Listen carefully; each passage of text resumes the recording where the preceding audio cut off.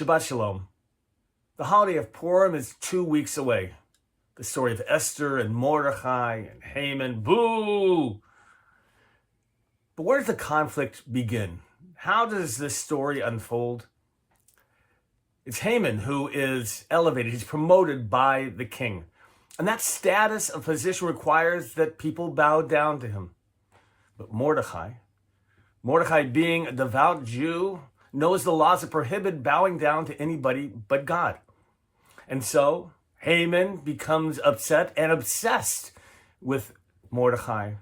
And not only Mordechai, but all the Jewish people. He convinces King Ahasuerus that there are people who do not obey his laws and that they need to be destroyed. Ahasuerus is moved by this plea of Haman to destroy the Jews. He allows him to issue an edict calling on the Persians to rise up against the Jewish community and to kill them. He even gives him the ring to Haman to use to signify that it has the king's blessing. So how do we understand the Persians and their responses to this edict? As soon as the edict is sent out, we read in the scroll of Esther that Haman and the king were feasting. And then it says that the citizens of Persia were dumbfounded. Interesting. Why were they dumbfounded? Well, first of all, Rashi and other commentators, they try to say that it's the Jews of Persia who were dumbfounded, not everybody. But what if it were, in fact, supposed to reflect that it was everybody in Persia? What would that mean? Well, perhaps it was because the Persians couldn't understand how they could have neighbors one day, people that they got along with, and then the next they are told to hate them and that they're going to kill them.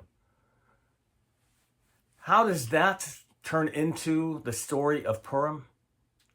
You have to understand that from the date of the edict until the date that the Persians are told to go out and to kill the Jews, it's almost a year.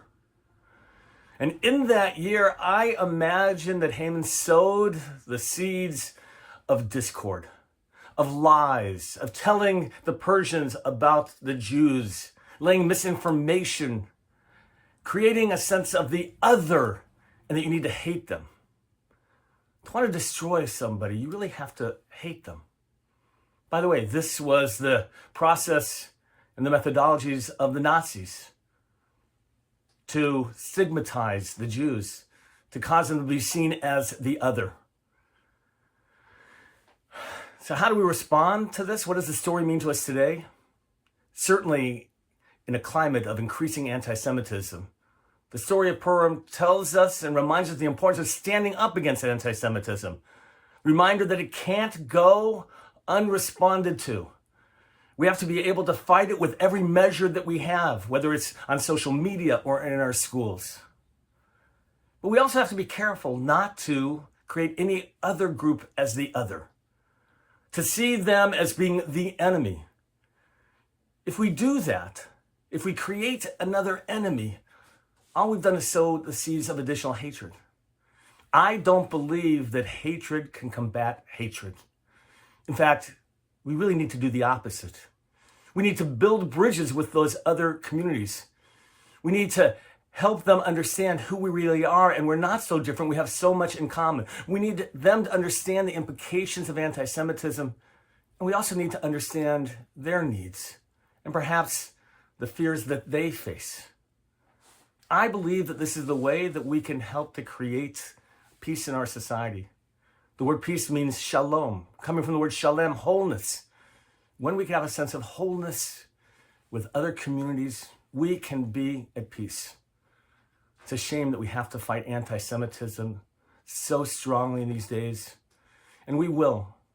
But let us not forget our Jewish values that talk about kindness and compassion, about creating inroads with others, about trying to bring about a messianic era, an era of peace. Wishing you a Shabbat Shalom, a Shabbat of peace.